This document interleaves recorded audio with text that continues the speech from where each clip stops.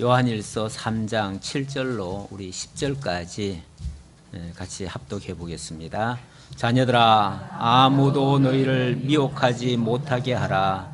의를 행하는 자는 그의 의로우심과 같이 의롭고 죄를 짓는 자는 마귀에게 속하나니 마귀는 처음부터 범죄함이라.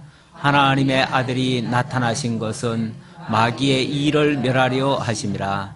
하나님께로부터 난 자마다 죄를 짓지 아니하나니 이는 하나님의 씨가 그의 속에 거함이요 그도 범죄하지 못하는 것은 하나님께로부터 났음이라. 이러므로 하나님의 자녀들과 마귀의 자녀들이 드러나나니 무릇 의를 행하지 아니하는 자나 또는 그 형제를 사랑하지 아니하는 자는 하나님께 속하지 아니하니라. 아멘. 아무도 너희를 미혹하지 못하게 하라. 그리고 마귀는 속이는 자다. 속이는 자는, 죄를 짓는 자는 마귀에게 속했고요. 그리고 마귀는 속이는 자고, 속이는 자는 처음부터 속이려 듭니다. 원래 목적이 그걸 위해서 존재하는, 그걸 위해서 태어난 존재예요. 마귀는 원래부터 속이는 자예요. 하나님이 맨 처음에 마귀를 지을 때 동산 중에 가장 간교하고 그런 존재라고 그랬어요. 가장 간교한 존재. 간교하다는 표현이 속이는 자라는 뜻이고요. 사람들을 미혹하는 자라는 뜻이에요.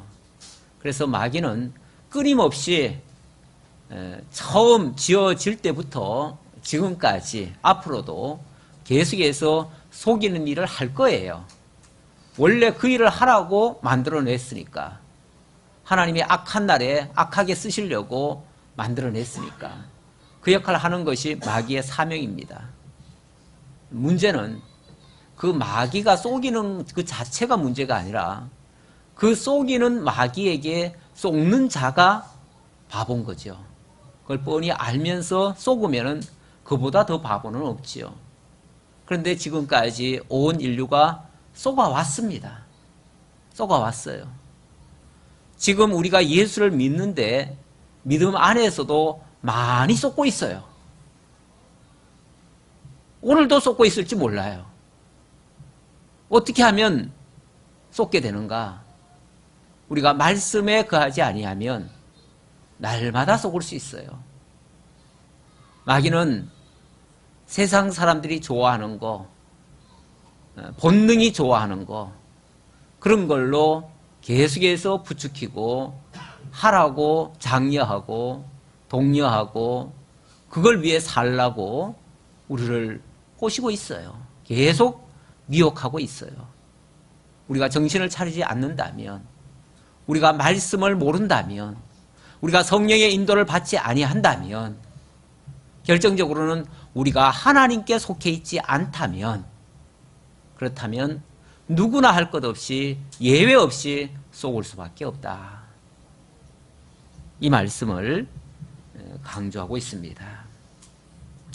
3장의 내용은 불법 가운데서도 하나님이 사랑으로 우리를 보호하시는 하나님의 은혜의 섭리라고 말씀드릴 수 있습니다. 하나님께서는 일찍이 앞서서 예수 그리스도를 중보자로 보내주셔서 중보 사역을 하게 하심으로 하나님과 우리 사이에 원수되었던, 그 원수되었던 것도 사실은 첫사람 아담이 속았던 거예요.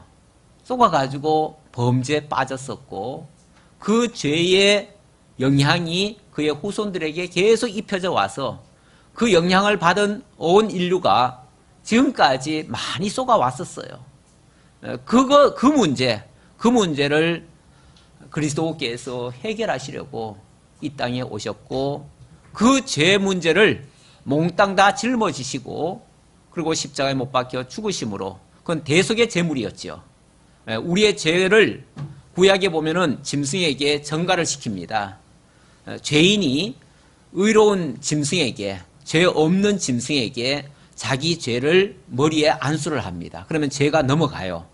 그리고 내 죄를 건너받은 그 짐승이 대신 죽임을 당합니다.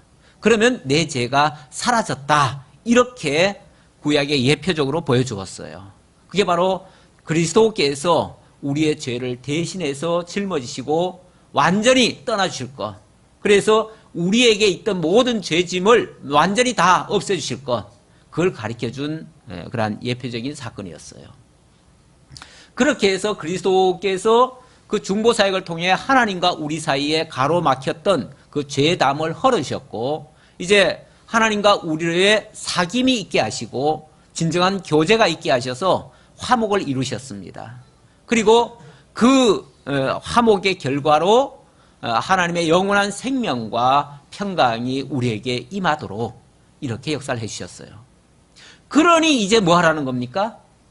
이제부터는 다시는 그 마귀에게 속아서 그 마귀가 쳐놓은 그 덫에 걸리지 말고 그 마귀에 빠지는, 그 유혹에 빠지는 그 죄의 법에 걸리지 말고 하나님의 법, 그리스도의 법, 새 계명, 바로 하나님 사랑하고 이웃 사랑하라는 그 안에 들어와 있어라.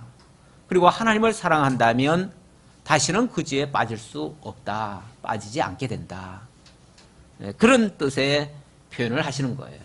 그래서 우리로 하여금 다시는 죄에 거하지 아니하고 하나님의 의에 거하면서 하나님이 기뻐하시는 그 사랑의 계명을 지켜갈 수 있도록 이렇게 해 주시겠다고 하는 그러한 약속의 말씀을 하고 있습니다.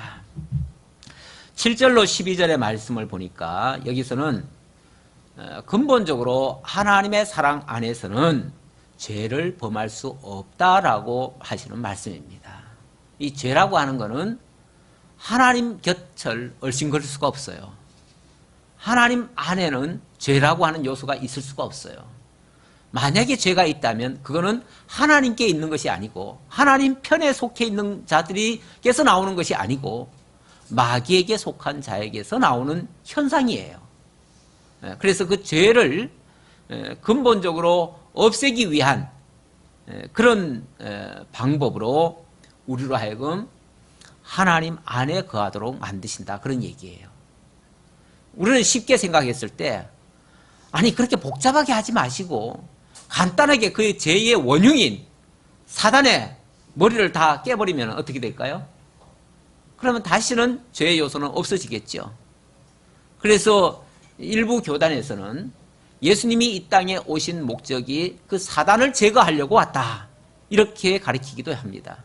사단을 제거하려고 그렇게 얘기를 해버리면 사단 자체를 멸하러 오셨다라고 얘기해버리면 그러면은 아직까지 사단이 활동하고 있으니까 그렇다면 굉장히 혼란스러운 문제가 나오지요. 왜냐하면 아직까지 사단이 박멸이 안 됐잖아요. 그러면 예수님이 사단을 멸하러 오셔가지고 아직까지 사단을 멸하지 못했다는 증거가 되니까 그렇게 되면 마귀가 어찌 보면 예수님보다 더 센 존재가 되어버리죠. 그럼 우리가 하나님을 믿고 예수를 믿는 의미가 없어져 버리죠. 마귀만도 못한 예수를 왜 믿어요? 그렇잖아요. 네. 마귀도 이기지 못하는 예수를 우리가 어떻게 믿고 살 수가 있냐 그 말이죠. 그런데 그 마귀는요, 이 세상 끝날까지 함께 있을 거예요. 아직은 그 마귀를 진멸할 때가 아니에요. 예수님이 오셨을 때도 마귀들이 아직 우리 때가 아닌데 왜 벌써 오셨습니까? 이런 말 한 적이 있어요. 그들의 때는 계속 남아있어요. 계속 남아있어요. 언제까지요? 주님 재림하실 때까지. 그때가 심판의 때이기 때문에 아직은 심판의 때가 아니에요. 아직은 마귀가 활동할 때예요. 활동할 때 속에 우리를 두시고 그 마귀가 꼭 나쁜 짓만 하는 게 아니에요. 우리를 또 훈련시켜요. 우리를 연단시켜요. 훈련관이에요. 그래서 우리가 하나님의 사람으로 견고하게 다듬어져 가기 위해서는 반드시 그 악한 그 훈련관도 필요해요. 그래서 하나님이 놔두신 것이고, 다만 그 악한 자들이 있다는 그 자체를 두려워하지 말고 그거는 그것대로 지 할 일 하는 거니까 내버려 두고 우리는 그에게 속지 말자 그 말이죠. 그에게 속지 말자. 어찌 보면 그 속게 하는 것도 우리를 훈련 중에 한 과정이에요. 우리로 하여금 테스트하는 때에 훈련관이 필요해요. 그래서 하나님은 사단을 통해서 우리를 계속해서 유혹하도록 하신다. 그러니까 유혹하는 자체를 탓하지 말고, 왜 유혹하냐 그러지 말고, 유혹하는 자는 본능이, 그게 유혹하기 위해서 태어난 존재니까 유혹해야 돼요. 유혹을 당하지 않는 게 우리의 할 일이에요. 우리는 그 유혹을 당하지 않고 그걸 이겨내고 하나님 안에 거하면서 하나님과, 그러니까 그것들이 있어야 우리가 하나님께 더 밀착이 되는 거예요. 밖에 나쁜 놈들이 없다 그러면요, 우리가 마구 싸돌아다니죠. 그렇죠? 네. 그런데 밖에 나쁜 사람들이 있다 그러면은 어떻게 해요? 밤에 조심하지요. 그리고 집으로 들어오지요.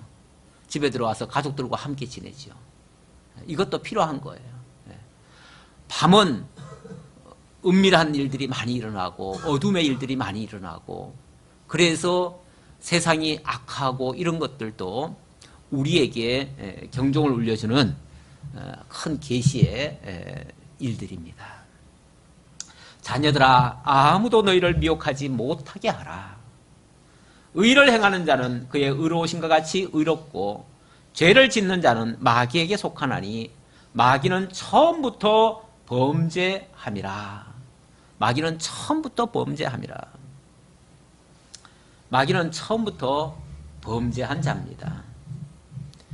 예수님 오셨을 때에 예수님이 하시는 일마다 반대하고 거부하고 대적하는 자들이 있었어요. 특히 그 당시에 바리새인들, 서기관들, 제사장들, 그 당시 고관 대작들은 예수님이 너무너무 미웠어요. 예수님이 하는 일들이 자기네들이 추구하는 것을 방해하는 것 같아요. 자기네들은 명예와 물질과 영광을 얻고자 했는데 예수님은 그런 것들을 철저하게 깨트려 주셨거든요. 깨트려 주셨어요. 그래서 자기네들이 추구하는 것들을 계속 막으시니까, 그게 잘못됐다고 막으시니까, 그래서 예수님이 하려고 하는 모든 일들을 회방을 놨어요. 그랬더니 예수님께서 그들을 가리켜서 요한복음 8장 44절인데요. 너희는 너희 아비 마귀에게서 났으니 너희 아비의 욕심대로 너희도 행하고자 하느니라. 너희는 마귀에게 속한 자들이다. 마귀의 자식들이다. 이렇게 표현을 해요. 지금식으로 말하면 굉장히 독한 말씀이에요. 우리가 사람을 향해서 너는 마귀 자식이야 이러면 엄청난 모욕적인 표현이잖아요. 지금 우리가 그렇게 하면 큰일 나요. 지금 예수님이니까 그렇게 판단하실 수 있는 거예요. 예수님은 심판주로서 그런 판단을 하실 수 있는 거예요. 그러면서 그는 처음부터 살인한 자요, 진리가 그 속에 없으므로 진리에 서지 못하고 거짓을 말할 때마다 제 것으로 말하느니 이는 그가 거짓말장이요 거짓의 아비가 되었습니다. 물론 마귀를 두고 하는 말이에요. 마귀는 처음부터 거짓말쟁이에요. 그렇죠? 첫사람 아담에게 다가와서 살며시 한 말이 뭐예요? 거짓말이에요. 거짓말이에요. 처음부터. 하나님이 너보고 이거 먹지 말라 하시더냐? 하나님이 동산에 있는 모든 열매를 먹지 말라 하시더냐? 이렇게 질문했죠. 그것도 거짓말이에요. 하나님이 동산에 있는 열매를 언제 다 먹지 말라고 했어요? 선악을 알게 하는 나무 열매 요거 한 가지만 먹지 말라고 그랬죠. 다 먹고 요거 한 가지만 먹지 말라고 그랬는데 이거 먹지 말라고 하더냐? 싸잡아가지고 그러니까 그거 먹지 말라고 만약에 하나님이 했다면 하나님이 나쁜 분이죠. 전부 다 먹지 말라고 했으면. 그렇잖아요? 근데 그런 식으로 질문을 던지는 거죠. 그러니까 그렇게 하지는 않았을 텐데. 그리고 이제 의구심을 품게 만드는 거죠. 이 참 사람의 질문이라는 게 아주 요상해요. 이렇게 질문하느냐 이렇게 질문하느냐에 따라서요 전혀 다른 답이 나와요. 그래서 그 선거철 되면 왜 뭐 설문조사 많이 하잖아요. 그 설문조사가 사람 완전히 미혹하기 딱 좋은 질문이에요. 그래서 어떻게 질문하느냐에 따라서 그 질문지에 따라서 180도 다른 답도 유도해낼 수 있어요. 그래서 그걸 미혹하는 식으로 질문하면 백발백중 미혹이 되어집니다. 누구나 그래요. 그건 뭐 예외 없이 그럴 수 있는데, 예, 어쨌든 처음부터 마귀는 속이는 자였다. 거짓말했다. 그러니까 지금 그들 자체를 무조건 그렇게 싸잡아서 비난한 게 아니고, 그들이 거짓말을 하고 그들이 속이고 그들이 악한 짓을 하고 하나님의 말씀을 대적하고 하니까 그 행위는 분명히 거짓이 맞죠? 맞죠? 근데 그 거짓이라면 그 거짓은 어디서 나왔냐 그 말이죠. 너희 스스로 그 거짓을 한 거냐, 아니면 너희 아비 마귀가 시키는 대로 한 거냐 그 말이죠. 결국은 너희가 그런 속임수에 빠져가지고 너희도 속아가지고 그 말을 하는 거니까 그 말하는 너희 행위 자체가 결국 너희가 그 마귀에게 속았다는 증거 아니냐 그 말이죠.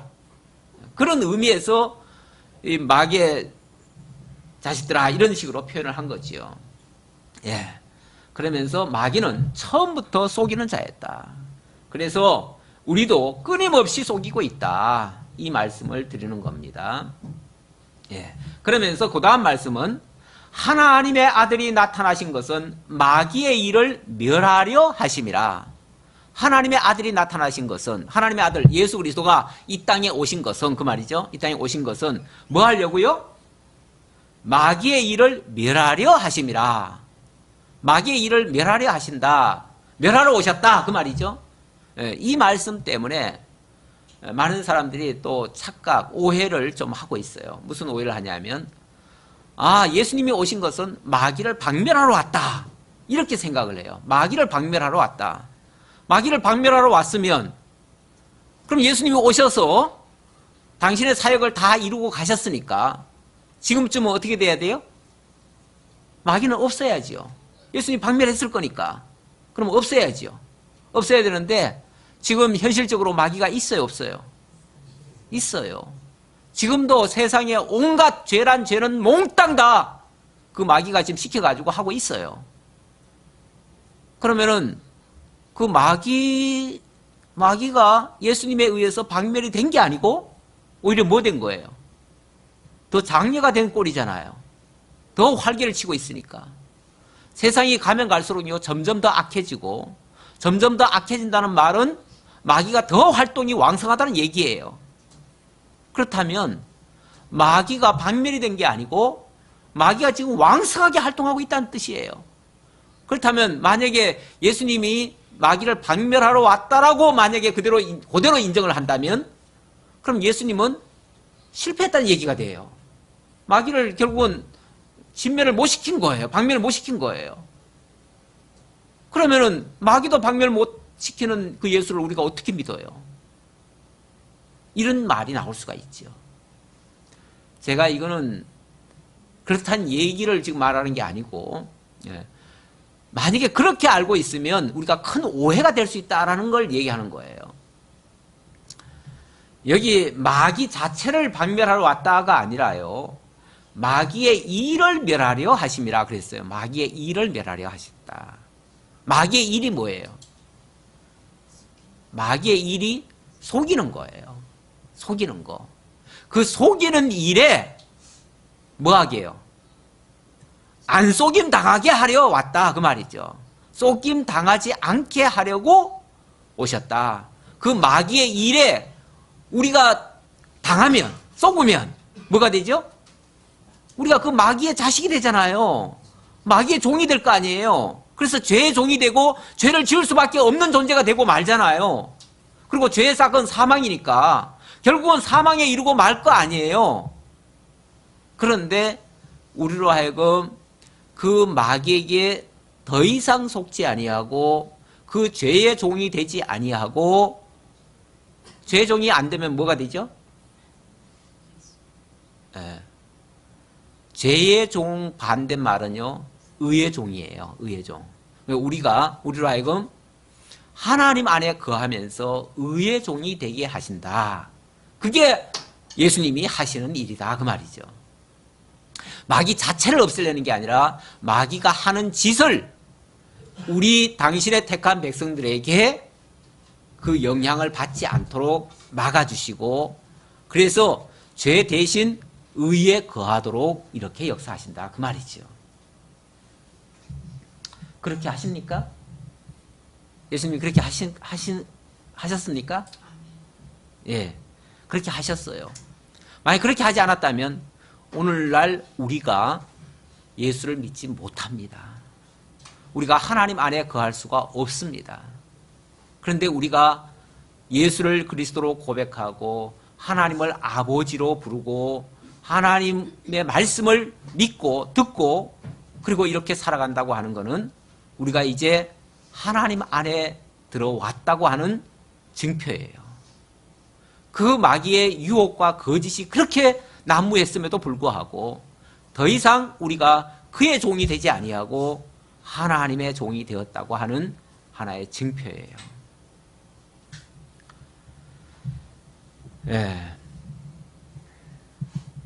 그러면서 그 뒤에 말씀이 하나님께로부터 난 자마다 죄를 짓지 아니하나니 이는 하나님의 씨가 그의 속에 거함이요 그도 범죄하지 못하는 것은 하나님께로부터 났음이라. 하나님께로부터 난 자마다 죄를 짓지 않는다. 그래서 이제 하나님께로부터 난 자들, 아까 마귀에게 난 자들, 하나님께로부터 난 자들 전혀 달라요. 달라요.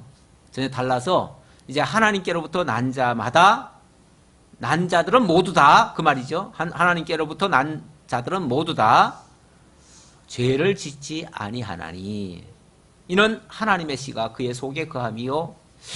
근데 이 말씀에서 또 의문이 또 생길 수 있죠. 하나님께로부터 난 자는 죄를 짓지 않는다 하니까 그럼 우리는 모두 다 죄를 안 짓는구나. 그래서 내가 죄에 이렇게 속해 있으면서도 나는 죄를 안 짓는구나. 이럴 수도 있어요. 그럼 뭐가 될까요? 그럼 또 자기를 기만하는 것이고 속이는 것이죠. 결국 그것도 속임 당하고 있는 중일 수도 있어요. 이 말 때문에 또 우리는 또 완전해진다. 이렇게 또 얘기하는 사람들도 있고 다시는 우리가 죄를 짓지 않는다.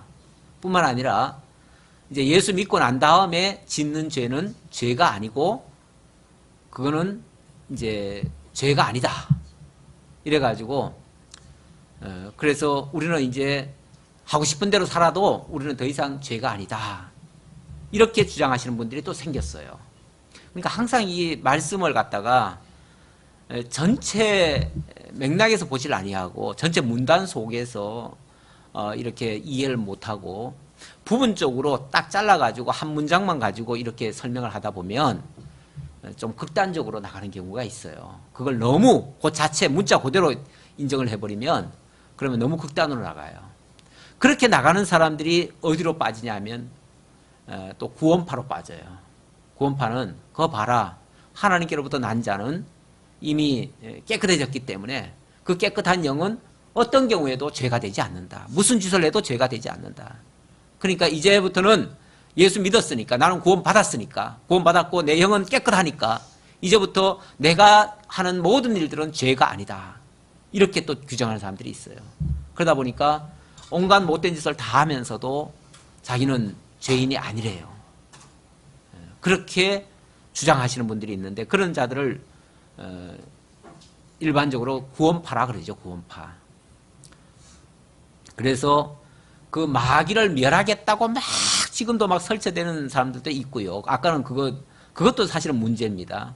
지금도 맨날 예수님이 마귀를 멸하러 왔으니 우리도 마귀를 멸해야 된다. 근데 그거는 말은 그럴듯한데 어떻게 보면 하나님을 너무 안 믿는 결과가 돼버리죠. 결과적으로 말하면. 그러면 예수님이 오셔서 그 제대로 일을 못했으니까 우리가 예수님이 못한 일을 우리가 하겠다. 그 얘기밖에 안 되잖아요. 그렇죠? 그러니까 그것도 결국은 위하는 것 같지만은 잘 믿는 것 같지만은 사실은 예수를 안 믿는 결과가 돼버려요. 안 믿는 결과가 되고 또 이런 식으로 방금 말씀드린 대로 이미 우리는 다 이제 의인이 됐기 때문에 더 이상 죄를 짓지 않는다라고 말하는 것도 이것도 이제 구원파 같은 그런 현상이 발생이 돼요. 이것도 부작용이 일어나요. 9절이죠. 하나님께로부터 난 자마다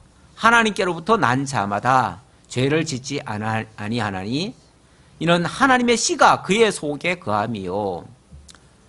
하나님의 씨는 하나님의 말씀이고 하나님의 생명이라고도 할 수 있죠. 예. 그런데 하나님께로부터 난 자라는 뜻은요, 이 거듭난 영을 얘기하는 거예요. 거듭난 영. 우리가 중생했다고 그러죠. 중생했다. 사람이 본래 태어난 생이 있고 생명이 있고 우리 거듭난 생명이 있습니다. 예수님이 그 니고데모라고 하는 사람이 어떻게 하면은 구원을 받을 수 있습니까? 어떻게 하면 영생을 얻을 수 있습니까? 그랬더니 거듭나야 된다 그렇게 얘기를 해요. 그랬더니 어떻게 사람이 다시 죽었다가 다시 살아날 수 있습니까? 다시 모태에 들어갔다가 나와야 됩니까? 이런 식으로 질문을 했죠. 그랬더니 네가 이스라엘의 선생이면서 어떻게 그런 거 하나도 이해를 못하느냐라고 하면서 사람이 그 육으로 난 것은 육이고 영으로 난 것이 영이다. 그러니까 참 사람은 바로 영으로 난 자가 참 사람이다 그 말이죠. 이 육신의 생명은 육으로 끝난다는 거죠. 육으로 끝나는 생명이고 지금 말하는 것은 영으로 거듭나는 것을 얘기하는 거다. 그래서 중생한 영을 얘기하는 거다 그 말이죠.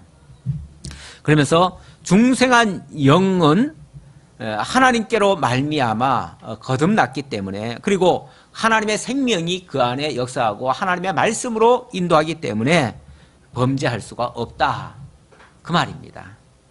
물론 이거는 원리적인 표현이에요. 예. 그도 범죄하지 못하는 것은 하나님의 씨가 그의 속에 거함이고 그도 범죄하지 못하는 것은 하나님께로부터 났음이라. 하나님께로부터 난 그 중생한 영 그 자체는 범죄할 수가 없다. 그러면은 예수 믿는 사람은 그러면 죄를 다시는 안 짓나요? 짓지요. 짓는데 어떻게 지어요? 우리가 지금 영만 있는 게 아니고 육도 그대로 가지고 있잖아요. 육도 가지고 있으니까 육이 날마다 이 죄 가운데 있고 지금 죄를 짓고 있는 거죠. 예수 믿는다고 해서 죄를 완전히 안 짓는다가 아니라 육은 여전히 죄를 짓고 있어요. 그런데 그 영은 거듭난 영이기 때문에 그 죄에 빠지지 않는다. 그런 의미예요. 그러니까 영이 거듭났기 때문에 죄의 영향을 안 받는다. 그런 의미지 이 육 자체가 죄를 안 짓는다는 얘기는 아니에요. 육은 여전히 죄인이에요. 그래서 우리가 엄밀하게 말하면은 죄인입니까? 의인입니까? 가끔 그런 질문을 해요. 우리가 예수를 믿었으니까 죄인입니까? 의인입니까? 물론 성경에서는 그리스도 예수 안에서는 결코 정죄함이 없나니 그러면서 우리가 이미 중생했기 때문에 정죄는 받지 않는다라고 해요. 하나님이 의롭다라고 칭해줬어요. 그러면 진짜 그러면 의인인가? 현실적으로 보면 여전히 죄를 짓고 있어요. 육신이. 그래서 하나님의 은혜를 잊고 깨닫고 나면요. 자신이 죄인임이 드러나요. 원래 어두움 상태에 있을 때는요. 어두움의 일을 알지 못해요. 그런데 밝음에 있으면은 어두운 일들이 다 드러나요. 그렇죠? 그래서 우리가 진짜 하나님을 깨닫고 나면 우리가 얼마나 더러운 죄인인지 깨닫게 돼요. 더 분명하게 드러나요, 오히려. 그래서 그 대표적인 예가 사도 바울입니다. 사도 바울이 의에 대해서 가장 많이 얘기를 했지만은 그가 또 나는 죄인이다. 예수 믿기 전에는 자기가 율법의 의인인 줄 알았어요. 율법을 왜냐하면 자기는 다 지켰다고 생각을 했으니까. 그래서 나는 율법으로는 의인이었다라고 당당하게 얘기를 해요. 그런데 예수를 깨닫고 나서 하나님을 알고 나서 보니까 나는 죄인 중에 괴수였다. 이렇게 고백을 합니다. 네. 나는 죄인이었다. 죄인 중에 그것도 그냥 죄인이 아니라 죄인 중에 괴수였다. 이렇게 자기가 죄인임을 고백을 합니다. 내가 그러니까 엄밀하게 말하면 나는 이 땅에 있는 동안은 여전히 죄 아래 있는 자예요. 그러나 하나님께서는 우리의 중생한 영을 보시기 때문에 그 중생한 영은 하나님 안에 있는 자이기 때문에 죄인으로 안 본다, 그런 얘기예요. 그래서 그 영이 거듭났고 그 영이 영생을 얻게 됐고 영생을 누리게 된다, 그 얘기죠. 그 얘기지 우리가 예수 믿었다고 해서 이 땅에서 죄를 안 짓는다는 뜻은 아니다, 그런 말씀을 드리고요. 그러나 분명한 것은 영이 거듭났다고 하는 것은 분명히 이 육체에도 사실 영향을 줍니다. 전혀 무관한 게 아니고요. 완전히 이원론으로 분리시켜가지고 이원화시켜가지고 이렇게 하는 것이 아니고 그 영향을 주는 겁니다. 그래서 거듭난 자는 계속해서 하나님 안에 머물기를 촉구하는 말씀이죠. 예.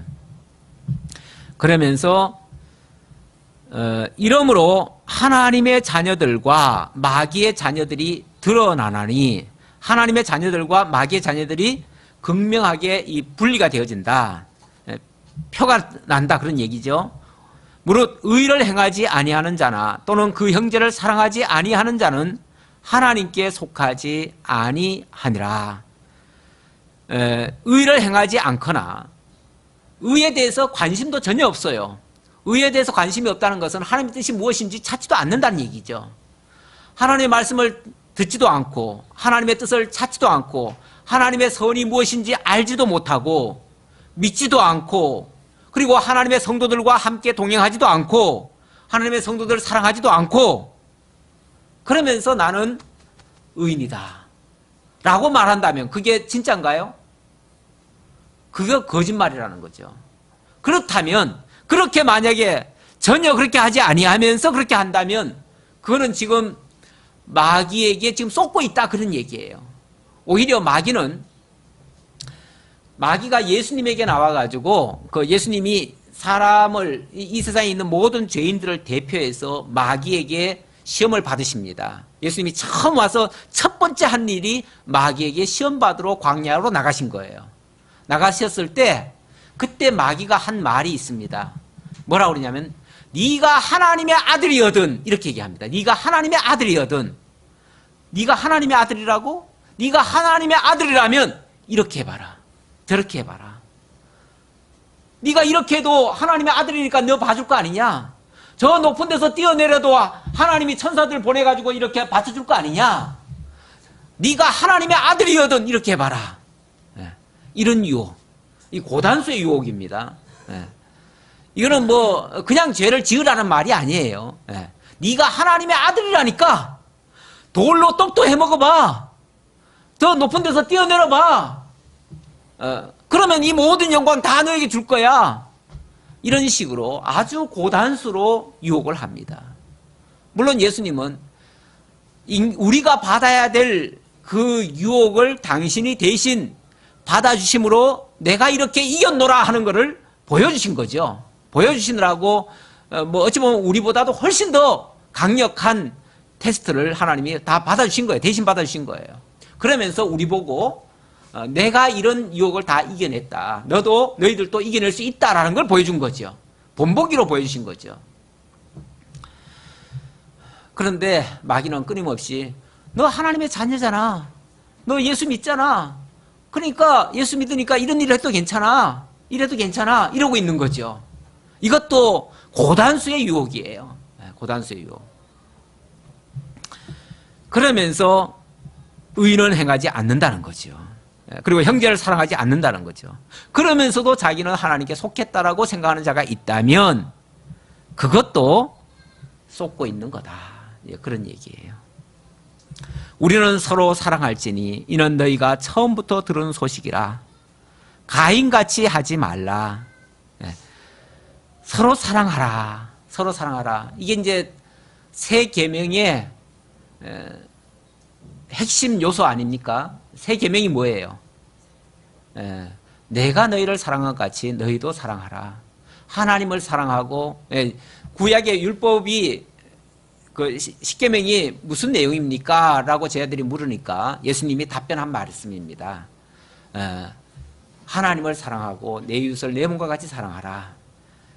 모든 계명이 이 하나님 사랑과 이웃 사랑에 다 담겨 있다. 그래서 이것이 율법의 대강령이다. 그러면서 내가 너희에게 새 계명을 주노니 너희도 서로 사랑하라. 이 말씀하셨죠. 그래서 예수님의 새 계명은 바로 사랑하라는 얘기예요. 왜 갑자기 뭐 죄 범하지 않는 이야기를 하다가 갑자기 사랑하라로 이렇게 방향이 돌아집니까? 방향이 돌아지는 것이 완전히 빗나간 방향이 아니고요. 하나님을 사랑한다고 하고 하나님을 사랑하고 이웃을 사랑한다고 하는 그 중심에 있으면요. 절대 죄라고 하는 것이 나올 수가 없다는 거예요.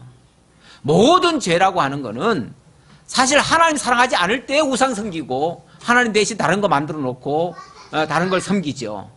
그리고 이웃을 사랑하지 않을 때 온갖 범죄를 다 하는 거죠. 남의 것을 뺏기도 하고 속이기도 하고 거짓말도 하고 뭐 사기도 치고 다 하는 거죠. 아니 정말 사랑한다면 어떻게 그들에게 손해를 입히고 그들을 망하게 하고 상하게 하고 그럴 수가 있겠어요. 그렇죠? 그러니까 모든 것은 사랑이 없으면서 나오는 일들이에요. 그러니까 진짜 사랑한다면 죄라고 하는 거는 물러갈 수밖에 없는 거예요. 죄라고 하는 거는 나올 결이 없는 거예요. 그러니까 만약에 우리에게서 죄가 드러났다면 그 죄 자체가 문제가 아니라 사랑하지 못함이 문제예요. 사랑하지 못하니까 죄라고 하는 것이 드러나는 거예요. 드러나는 거예요. 원래 죄라고 하는 게 뭡니까? 죄라고 하는 거는 원래 이 뭐 드러난 게 아니에요. 죄라고 하는 건 드러난 게 아니고요. 좀 근본적으로 올라가 보면 조금 한번 정리를 해볼까요? 하나님은 모든 것을 지으실 때부터 지어놓고 매번 하신 말씀이 뭐라고 그러냐면 모든 것이 보시기에 좋았더라 그랬어요. 좋았더라. 이 좋았더라. 이 좋았더라. 이 좋다는 말이 뭐냐면요. 이게 선이에요. 이것은 좋을 선, 착할 선 같은 말이에요. 착하다는 선하다는 말이에요. 그러면은 싫어하셨더라. 싫어하셨더라 그러면 뭐가 되죠? 이거는 이제 악이 되는 거죠. 싫어하심이 악이에요.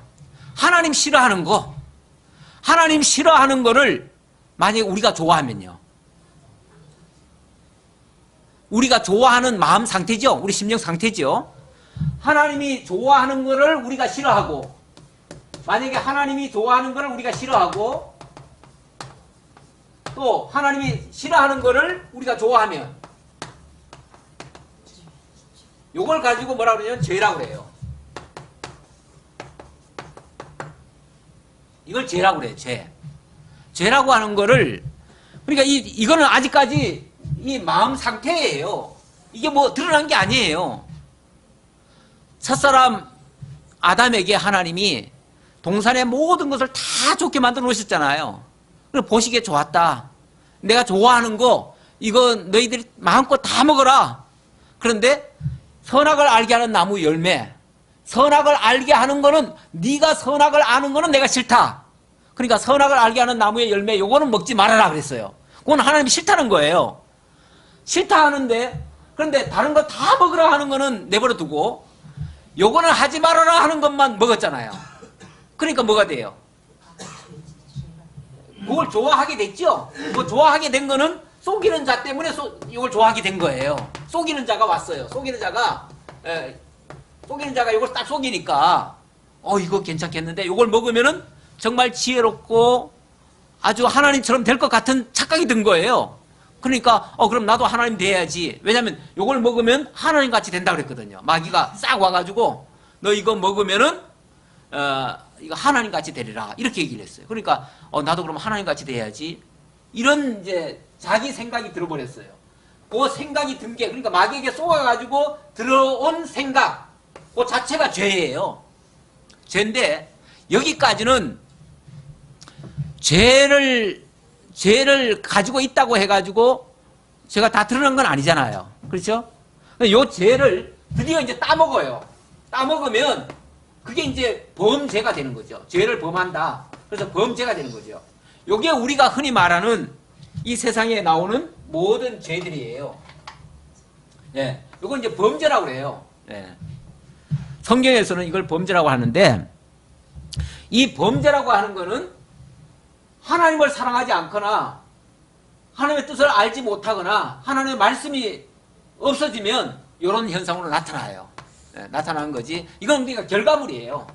이 자체가 근본은 아니에요. 진짜 중요한 거는 요 생각 자체지요. 그러니까 우리가 꼭 뭘 저질렀기 때문에 잘못이다 이게 아니고, 우리가 마음속으로 하나님을 싫어하거나 하나님 외에 다른 걸 좋아하거나 또 다른 것들을 추구하면은 그 자체가 이미 하나님을 사랑하지 않는 행위가 되는 거예요. 예. 가인같이 하지 말라. 가인같이 하지 말라. 이제 가인의 한 예를 또 들지요. 가인같이 하지 말라. 그는 악한 자에게 속하여 그 아우를 죽였으니 어떤 이유로 죽였느냐. 자기 행위는 악하고 그의 아우의 행위는 의로움이라. 가인이라는 자가 어떤 일을 했습니까? 예, 동생 아벨을 죽였어요. 근데 왜 죽였습니까? 예, 하나님이 이제 물론 아담에게 배웠겠지만은 이제 하나님 앞에 제사를 드려야 된다 하니까, 아벨은 자기가 양 치는 자였기 때문에 양을 한 마리 잡아가지고 그 희생물을, 그 피와 그 고기를 가지고 하나님 앞에 제사를 드렸어요. 그랬더니 하나님은 그 제사를 받으셨어요. 연락하셨어요. 그리고 가인은 자기는 농사 짓는 사람이기 때문에 그 농산물을 가지고 그냥 이렇게 뭐 희생을 했다는 말은 없고요. 그냥 그 곡식 중에서 일부를 떼어서 하나님 앞에 제사를 드렸다 이렇게 나와요. 예. 그렇게 나왔는데 하나님은 그걸 안 받으셨대요. 그러니까 가인이 봤을 때 왜 하나님이 아벨은 받고 내 거는 안 받냐? 그러면서 거기서 이제 시기가 나왔던 거예요. 시기가 나오면서 그 시기심으로 아벨이, 사실은 아벨의 것을 하나님이 받으셨다는 것은 하나님이 아벨이 옳다는 얘기잖아요. 하나님이 아벨이 그렇게 한 것은 옳았다. 너는 그렇게 한 것이 잘못됐다. 이 얘기인데, 잘못된 자가 옳은 자를 죽인 거죠. 그러니까 악한 자가 의로운 자를 죽인 거죠. 옳다는 말이 곧 의로운 거니까. 의로운 자를 죽인 거예요. 예. 그래서 그거는 전혀 지금 하나님의 입장에서 생각한 게 아니라 자기의 그 기준으로, 이 자기의 기준, 아까 선악을 안다는 말이 뭐냐면요, 우리는 선악 구별할 줄 알면 좋다고 그러잖아요. 그렇죠? 뭐가 옳은지 뭐가 틀린지 그걸 구별할 수 있다면 좋다고 하는 건데, 이 의미는 뭐냐면요, 자기 기준이라는 거예요. 자기 기준. 이게 절대적인 선악 개념을 아는 게 아니고 내가 좋아하고 내가 싫어하는 개념이 생겼다는 거예요. 그러니까 내 기준이 생겼다는 거예요. 하나님의 기준에 의해서 하나님이 좋아하는 걸 우리도 좋아하고 하나님이 싫어하는 걸 우리도 싫어해야 되는데, 그게 아니고 하나님 좋아하는 걸 싫어해버리고 하나님 싫어하는 거를 좋아하는 상태, 그게 자기 선악 개념이에요. 자기 선악 개념. 자기 기준이에요. 자기 기준은요, 자기 기준은 하나님의 뜻을 대적을 하게 돼요. 그래서 하나님이 지금 아벨을 좋다라고 받으셨는데 그걸 자기가 싫어하는 거 아니에요. 그래서 자기 기준으로 하나님이 좋아하는 걸 싫어하고 싫어하는 걸 좋아하는 결과가 돼버렸어요. 그래서 자기 기준으로 악행을 저지른 거예요. 그러니까 하나님을 앞세운 게 아니에요. 하나님 뜻을 따른 게 아니에요. 그래서 자기의 행위는 악하고 그의 아우는 행위는 의로움이었다. 그랬기 때문에 그것 때문에 죽였다. 근데 이 세상에서도 모든 죄를 짓는 것들이 결국은 자기 기준 때문에 그래요. 자기 기준. 자기 생각. 자기 기준은 누구에게 나온 거냐? 이거는 마귀에게 속은 거예요. 마귀가 그렇게 속인 거예요. 네 생각이 옳아. 하나님 말씀이 그래도 아니야. 이렇게 하는 게 맞아. 결국 자기 고집이, 자기 주장이 더 세니까 결국 그 말씀을 이긴 거 아니겠어요? 예. 그래서 결국은 죄에 빠지는 거예요. 결국 하나님 사랑하지 않고 하나님의 말씀을 앞세우지 아니하면 누구든지 다 죄 아래 빠질 수밖에 없는 존재가 되고 맙니다. 형제들아, 세상이 너희를 미워하여도 이상히 여기지 말라. 우리는 형제를 사랑함으로 사망에서 옮겨 생명으로 들어간 줄을 알거니와 사랑하지 아니하는 자는 사망에 머물러 있느니라. 이 죄 문제와 이 사랑 문제, 굉장히 밀접한 관계가 있기 때문에 이 얘기를 계속하는 겁니다. 이 사랑이라는 게 뭐예요? 이 사랑의 정의에 대해서는 고린도전서 13장에서 잘 소개하고 있죠. 거기서 보면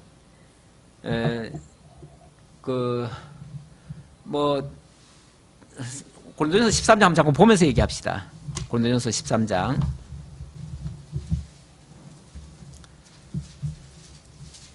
예, 13장 1절부터 보면 내가 사람의 방언과 천사의 말을 할지라도 사랑이 없으면 소리나는 구리와 울리는 꽹과리가 되고 내가 예언하는 능력이 있어 모든 비밀과 모든 지식을 알고 또 산을 옮길 만한 모든 믿음이 있을지라도 사랑이 없으면 내가 아무것도 아니요.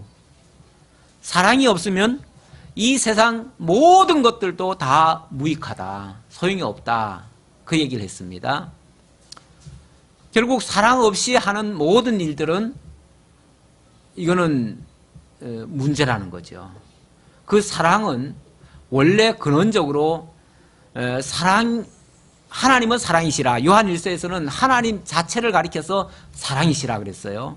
하나님이 이 세상을 창조한 이유, 인간을 만드신 이유 무엇 때문입니까? 당신의 사랑을 공급할 대상으로 삼으신 거예요. 인간을.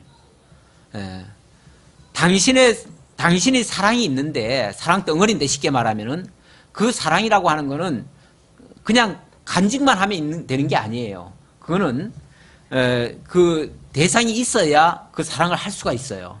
그래서 그 사랑의 대상으로 인간을 만들어 놓은 거예요. 유일하게. 유일한 하나님의 사랑의 대상이 인간이에요. 그래서 인간을 만들었고 그 인간을 위해서 인간이 살기 좋은 조건으로 이 환경을 만들어 놓은 거예요. 이 지구 환경도 그래서 인간에게 살 수 있는 최적의 조건이에요.